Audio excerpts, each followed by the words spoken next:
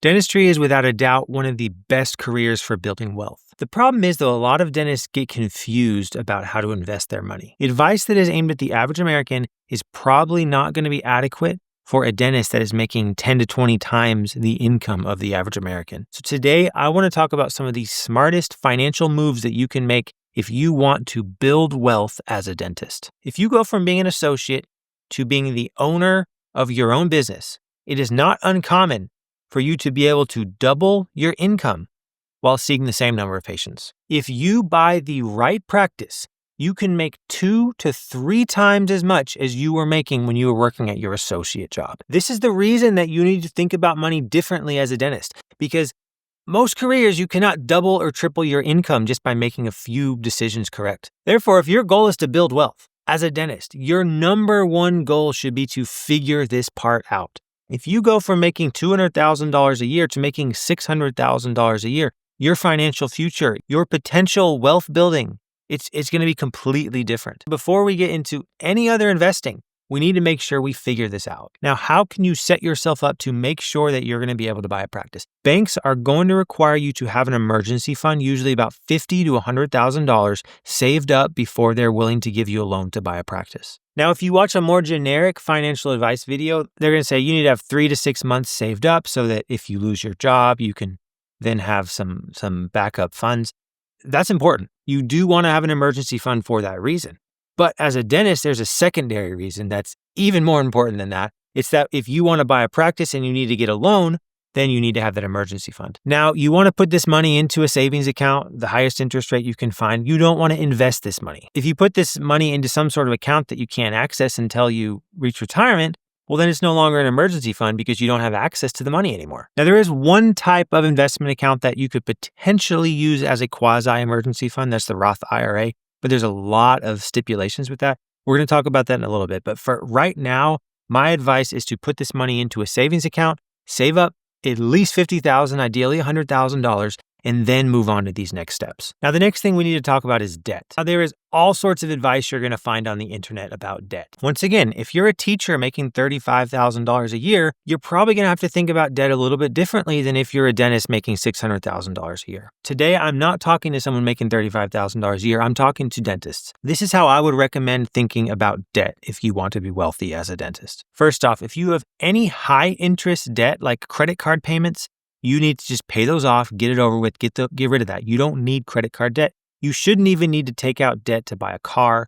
As a dentist, you're going to have enough income to where you can pay for these types of expenses with cash without having to take out debt. If you have $50,000 saved up in your emergency fund, but you also have $50,000 in credit card debt, well, then the bank is just going to subtract that from your emergency fund. And in their minds, you don't have any money saved up.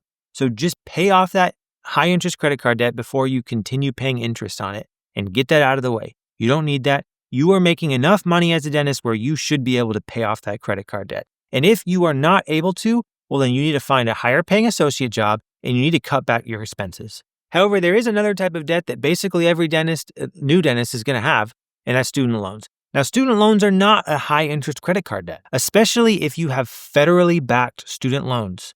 Those loans are completely different than other types of debt. My advice, if you are just graduating or you are a new dentist, pay as little as possible on your student loans until you buy a practice. Right now, if you're making $200,000 a year, now is not the time to try to be paying off $500,000 in student loans. It's going to take you forever and it's not worth it. You do not want to get into a position where you've put all of your money into paying off student loans and then you do not have that emergency fund that you need saved up in order to buy a practice. Remember, if you buy the right practice, your income could double or triple. So now instead of making $200,000 a year, you could be making $400,000, you could be making $600,000. When you're an owner of a business, the sky is the limit. If you minimize your student loan payments early on, save up that emergency fund so that you can buy a practice, then when you're making $700,000 a year, then you can switch to aggressively paying off those student loans. So once you have saved up $50,000 to $100,000, ideally you've bought a practice. The first thing to keep in mind, once you have excess capital, is how can you reduce your taxable income? The way our tax system works, whether you like it or not, is you're going to be paying more in taxes once you start making over a certain amount. So especially once you start getting into those higher income brackets, anything you can do to reduce your taxable income can be very, very helpful. In addition to taxes, if you have your student loans on a income-based repayment plan, health insurance, all sorts of things are going to be tied to your income and are going to increase as you start making more money. It's very frustrating, but if you're getting your health insurance through the marketplace, you're going to pay more for your health insurance as your income goes up. There's also state taxes to keep in mind that are also based upon your income. You're going to have to pay your FICA, Social Security taxes, which are based upon your income. So as your income increases, it becomes increasingly important to make sure that you're taking advantage of tax-advantaged retirement accounts. Now, the first type of retirement account, the one that you'll probably hear about, especially if you're an early career associate or someone who isn't yet making very much money, is your Roth IRA. With a Roth IRA, your contributions are after tax, but any withdrawals from the account are tax-free. Another advantage with Roth IRAs, and why I said this is a good account to use when you're early on in your career making lower income levels, is that the contributions, you can take those out before retirement if you need to, without having to pay any penalties. Now, any earnings, if you take those out, you're going to have to pay penalties on those.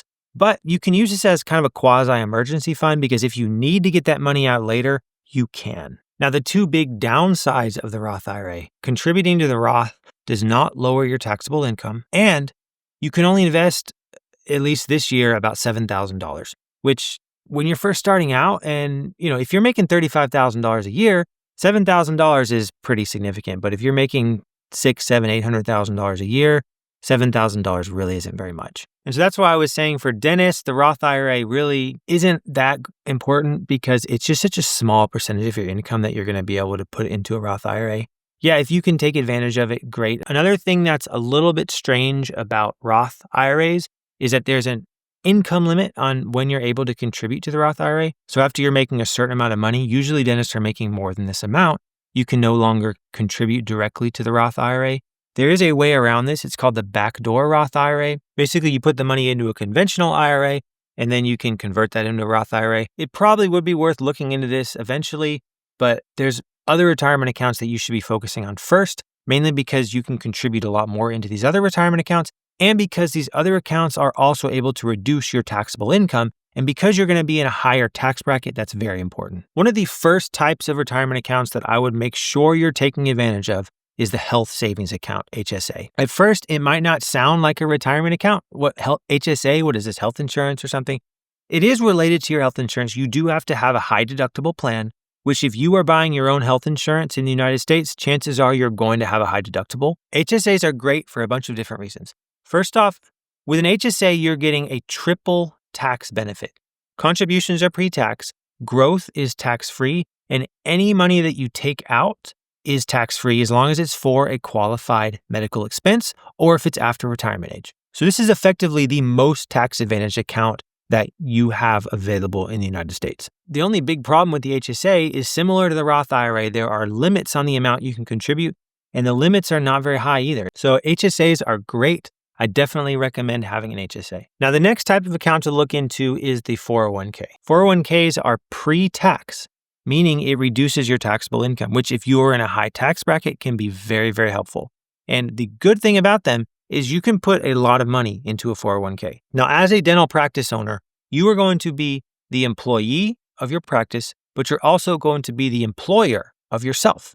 And so you can put about $23,000 as of right now as an employee, but then you can put double that or sometimes more as an employer. So you could potentially be putting $50,000, $60,000 plus $1,000 into this 401k. And then if you're also putting money into your HSA and into your Roth IRA or your backdoor Roth IRA, you can now be saving $70,000, $80,000 in tax-advantaged retirement accounts, which is pretty decent. Once again, this is why you have to think about money a little bit differently as a dentist than if you're, a teacher at a school or some other lower paying career, because, a high school teacher is probably not going to be able to save $80,000 a year. As a dentist, it's not that hard. If you're making $700,000 a year, putting $60,000, $70,000 into retirement accounts really isn't that big of a deal, especially when you keep in mind that this is also saving you money on your taxes by doing this.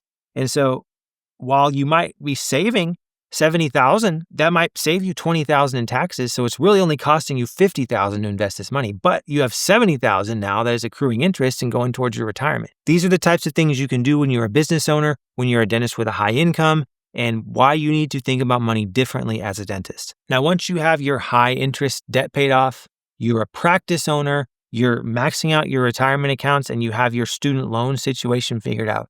Then, if you still have additional money, which you likely will if you're making as much money as you can be making as a dentist, well, then it's time to open up a brokerage account. A brokerage account is simply a way to buy investments. I wouldn't invest into a brokerage account until you've maxed out your retirement accounts.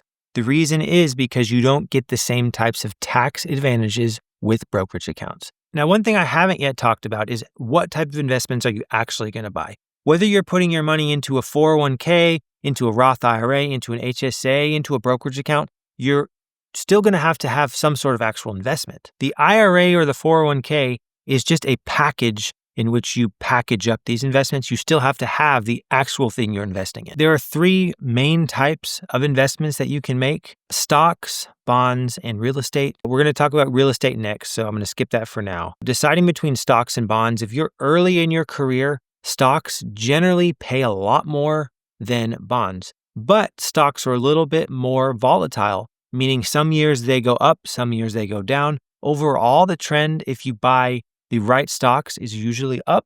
Bonds are for sure going to be up, but they're just going to be making less per year. And so generally the advice is when you're earlier on in your career and you're going to have more time for your money to be in the market, it's better to invest in stocks. And as you get closer to retirement, you want to start diversifying a little bit and have some bonds so that when you need to start cashing out some of the money from your retirement accounts, you can then sell the bonds if it's a year where the stock market has gone down. On the other hand, if it's a year where the stock market has gone way up, maybe that's a time where you'd want to cash out some of those stocks. Now, as a dentist, you are a very smart person. You are very intelligent. You made it into dental school. No one's arguing that you're smart. But the thing is, if you think that you know more about the financial market than investors who spend their entire day researching investments and using these advanced computer algorithms to help them decide which stocks to buy and sell, then you are kidding yourself. You are not going to be able to outsmart the market. Even financial experts, those who spend all day long on this stuff, generally the research shows that even they rarely outsmart the market, meaning the smartest decision, especially as a dentist, is to find a broad stock market index fund and just put your money to where you're investing into the entire stock market. The two most common options that are chosen are the S&P 500 index fund that invests in the United States 500 biggest companies, or there's a total market index fund that invests in all of the stock market, including the large ones and the small ones. Really, for you as a dentist, it's not that big of a difference. Just choose one, put your money into it, maybe do half and half in each if you want to be safe. Just choose a company that has low fees. There's no reason for you to be paying someone large fees in order to invest your money for you. You can go to somewhere like Fidelity or Schwab or one of these online trading marketplaces, and you can easily do this yourself. It literally will take you like 30 minutes to set up and fund the accounts, and then you just leave the money there. You set it up and you forget about it. You don't have to check it. You shouldn't be trying to buy and sell based upon the market. Just set a schedule where you're investing a certain amount every month into these accounts and then just forget about it. Yeah, the money might go down some months. It might go up some months, but it really doesn't matter because in 40 years from now, when you actually need to use that money, it's almost certainly going to have gone up. Now, the next thing I want to talk about is real estate. As a dentist, there's really three categories of real estate. There's your personal residence, there's your dental practice, the building that you're working in, and then there's other types of investment properties. Everyone needs a house. Chances are you're going to buy a house. You can rent for a while. That's fine too. In some ways, renting is actually smarter than buying in a lot of different circumstances. But once you bought a practice, I wouldn't buy a house until you've already bought a practice. But once you've bought a practice, you can be fairly confident that you're going to be staying in that area for a significant amount of time. It might be a good idea to buy a house. Now, if you're making a lot of money as a dentist, which if you do this right, you will be, you're going to have the opportunity to potentially pay off your mortgage early. It's really going to be a question of interest rate. The interest rates have really changed a lot recently. A few years ago, you could buy a house at 3 or 4% interest rate. Now you might be paying 7 or 8%. If you're able to get a really low interest rate, well, then it probably doesn't make sense to pay off your house early. I would space those payments out as long as possible. I've heard of some people having like a 2.5% interest rate. There's absolutely no reason to pay that off, because if you put your money into an investment account or into even a brokerage account, you might be making 8, 9, 10% interest. There's no reason to pay that mortgage off early. But if for whatever reason you have a higher mortgage rate, it might make sense to actually just pay off your mortgage early. Especially as a dentist, you have tons of money you can put into it. This is really a case-by-case scenario. I wouldn't worry too much about it. I would focus first on all the other things first, buying a practice, getting your retirement accounts maxed out. And then if you have some extra leftover money, then maybe consider paying off your mortgage a little bit early. The next place you can put your money is into the real estate of the practice that you're working at. So when you buy a dental practice, you are not buying the building. You're buying the equipment, you're buying the charts and access to patients, you're buying the systems, you're buying the goodwill of the seller. You're not buying the real estate, not with the practice. But sometimes you have the option to also purchase the real estate. Should you as a dentist buy the real estate? Almost always, yes. Almost always, if you have the option, it makes sense to buy the real estate. Now, is it going to be a huge deal whether or not you buy the real estate? Probably not. The difference between owning the real estate and not owning the real estate is probably going to be something like 1 to 2% of your office revenue. So this could be a $5,000, $10,000, $15,000 per year decision, whether you buy the building or not, which is important. You should keep that in mind. I mean, $10,000 is a lot of money. So if you can, I would buy the real estate. It's going to be a case-by-case scenario. You're going to have to see, what would your rent be if you rented the location? What would your mortgage be if you bought this building? How much of a down payment would you have to have? One of the reasons why it's often hard to buy the real estate up front is, in order to buy the real estate, you're going to need to have a down payment, usually something like 10 to 20%, oftentimes 15%. So if you're buying $1 million building, you're going to have $150,000 saved up. So once again, yes, I would buy the building if you have the opportunity. However, I would first focus on all of these other things we are talking about: retirement accounts, buying your practice, getting your student loans figured out. Oftentimes, those are going to be a higher ROI thing than buying the real estate. But once you've gotten everything else checked off, then I would look into buying the real estate, because, I mean, if you could make an extra $10,000 to $15,000 per year, that's great.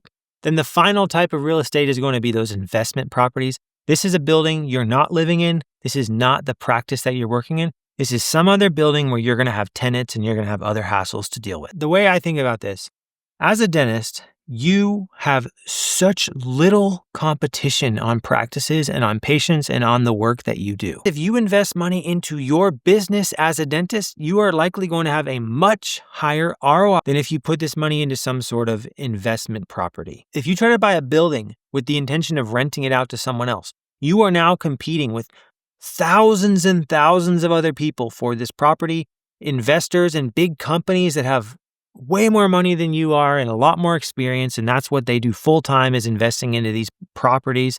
And they have teams of people that can take care of them for them without having to hire some external management company. They're going to be so much more profitable, so they can spend more for these investment properties than you can. If you as a dentist try to split your time between the high value work that you're doing as a dentist and the extremely low value work that you'd be doing as a real estate owner, then you're just wasting your time on real estate when you should be taking that money and that time, that energy, and investing it into growing your business. Now, if you are already a practice owner, you already have your student loans paid off, you already are maxing out your retirement accounts, you're checking all the boxes, and you still have some money left over, and you want to invest in real estate just because you enjoy it, because it's fun for you, because you're doing it almost more as a hobby than an investment, well then great. You should do it. It's fun.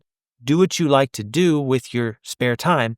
But keep in mind, you're probably not going to be making nearly as much money from that investment property as you would be if you invested that same time and energy into your business or something more higher ROI. I know a ton of dentists who invest into real estate, and then within a few years, they sell off their properties and they get out of it because they haven't been profitable. Maybe they're losing money. It's just not worth it unless it's fun for you. If it's a hobby and you like doing this stuff, do it. Great. If you have everything else checked off, have fun with your real estate side project. But if you're doing it for money, there are significantly easier and better ways to make money. Even just putting money into an index fund is likely going to be higher ROI than an investment property.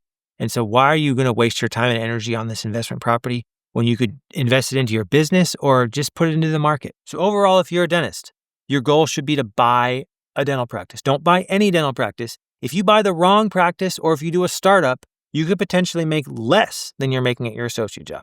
But if you get into ownership right, if you do it correctly, you could make significantly more, and then it's going to make everything else so much easier. Investing is going to be so much easier because you're going to have so much more money that you can invest, and you're going to have a lot more leeway. You're going to be able to buy the things you want and live the kind of lifestyle you want to live while also having money to invest into retirement accounts and pay off your loans and live a much lower stress life if you do this right. You don't need to be putting money into crypto or any other type of speculative investment unless you want to in a small amount as a hobby. That's fine. But as a dentist, you have one incredibly profitable way that you can invest your time, money, and energy right now. And that is to make sure that you have a profitable business that is bringing you home plenty of money to do the things you want to do, live the life you want to live, and give you the flexibility and freedom to live an incredible life.